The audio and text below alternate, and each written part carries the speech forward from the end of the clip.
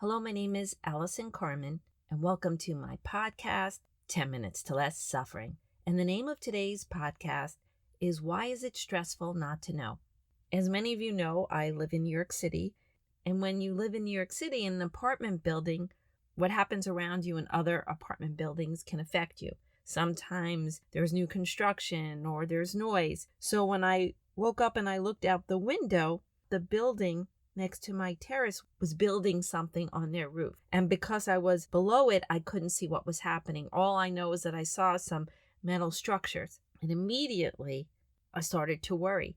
I remember in the past that building had other types of construction that was really noisy. They put windows on the side of their building. So it's been many times that my peace and my quiet and my tranquility and my privacy have changed over the years. And so I immediately wrote my friend who lives on a higher floor, but he was away. And he said, when I get back on Monday, I'll check to see what's happening on the roof of the building. And as he answered me, I remembered a story from my first book, The Gift of Maybe. And it was about this man who owned a construction company. It was a long time ago, before there were cell phones and when there were just answering machines. He got a message that one of his clients wanted to speak to him. It was really important. It was a Friday afternoon, and by the time this guy got back to his client had left for the weekend. And he was currently doing a construction job for this client. And immediately he started to worry, what if something happened? What if someone got hurt? What if there's something wrong on the site? What if I'm getting fired? And he didn't sleep that night. And the next day was his son's birthday party.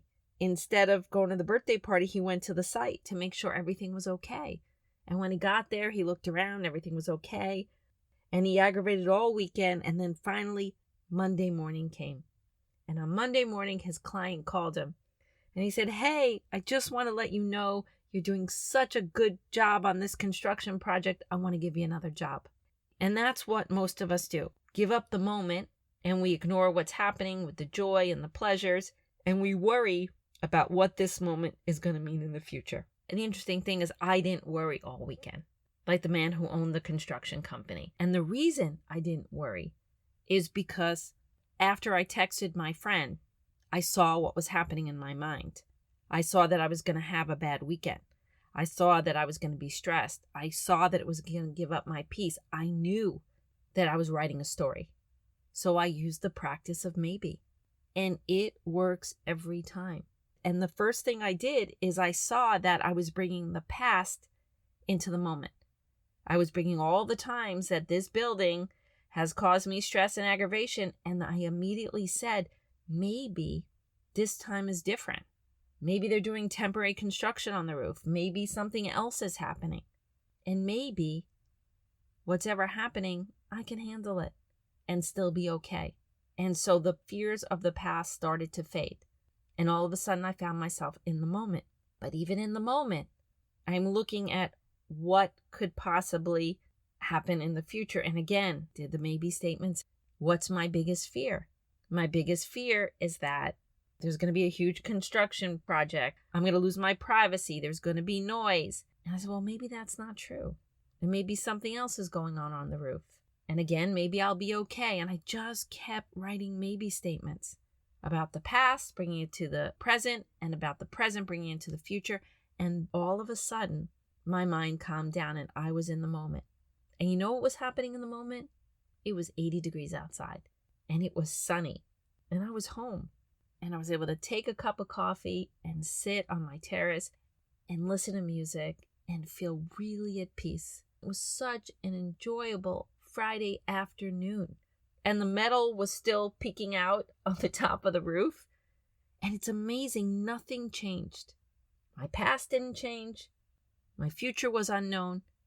But I chose to have a different relationship with what was happening in the outside world. That's what happens.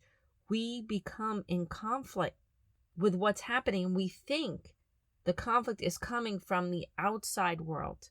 But in truth, the conflict we're having is inner. It's our perspective. It's our interpretation of what's going on. And at any time, we can choose differently. And again, it's not that you're not going to feel pain or unhappiness or sadness. but you get to unhook your stories.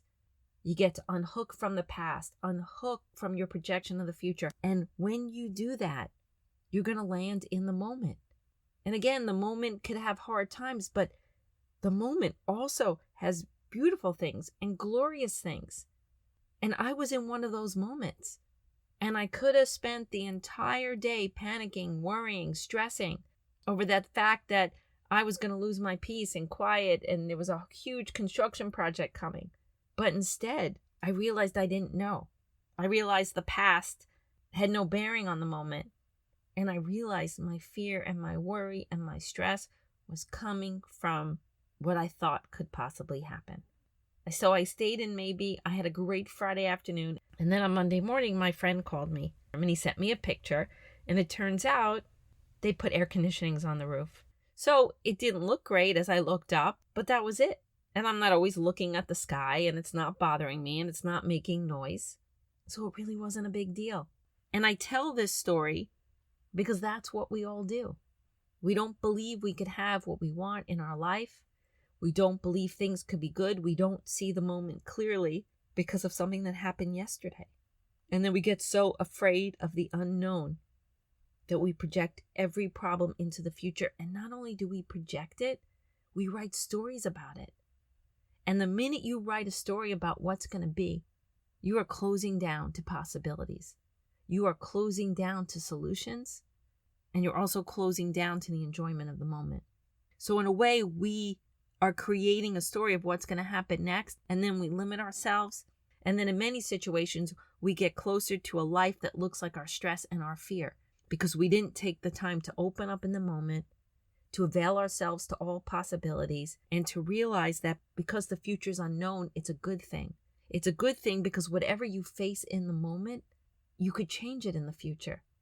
When you start to see uncertainty as your ally, it's the place where dreams come true. It's a place where you could change everything about your life. And believe it or not, this, for me, all comes down to the maybe practice. And it can help you too. When you're thinking about your past, you ask yourself, what's my biggest fear? What am I worried about that will happen again?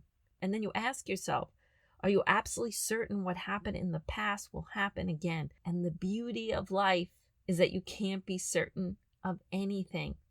When you realize you can't be certain that the past is going to happen again, you could just say, maybe this time it's different. Maybe that's not going to happen. Maybe something else can happen. And you use uncertainty as your ally, and you start to cut yourself off from the past. And when you do that, only wisdom comes forward. And then you look into the future and you do the same thing. What's my biggest fear? I'm afraid, in my case, I'm afraid there's going to be a big construction project in my yard. But for you, it could be, I'm afraid I'm never going to get a good job. I'm afraid I'm never going to fall in love. I'm afraid my child's not going to be successful. And then you ask yourself, are you absolutely certain that thought's true? And you cannot be certain of anything. And then you do the maybe statements. Maybe it won't be so bad.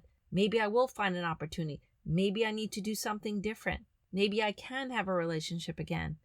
Maybe my child will find their way. And you write maybe statement after maybe statement. Broad statements, specific statements.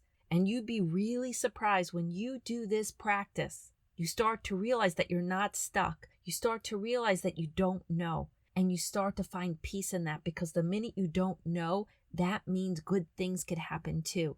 That means things could turn out differently than you're expecting. That means you're the only person telling the story of what's going to happen next. And that is really stressful. It is so stressful to sit in the moment and feel like you're doomed. Feel like you have no shot at life. Feel like there's no more opportunities. There's no more potential. But that is just your story. Life is not presenting that to you. You're just in the moment having an experience, whether it's good or bad or hurtful or happy. But the future is an open road. But we fear it, but we get stressed about it because we don't know what's going to happen. And instead of looking at it as bad and limited, if we look at it, wow, I don't know what's going to happen, that means I have a shot to change the moment. I have a shot to change my life. That there are infinite possibilities, that even if I don't like what's happening now, life can change. And when it changes, I can still find my way. Because the truth is, in this moment, maybe everything is still okay. And maybe there's something to enjoy.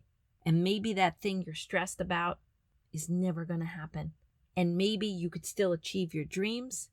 Maybe it reminds you that possibilities always exist. And always remember, maybe the best is yet to come.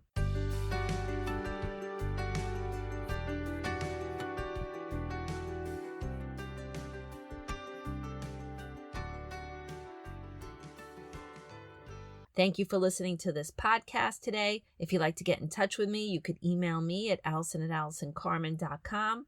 If you'd like to buy my books, The Gift of Maybe or Year Without Men, they're available at all major bookstores and online retailers. And if you like this podcast, you could subscribe and leave a comment.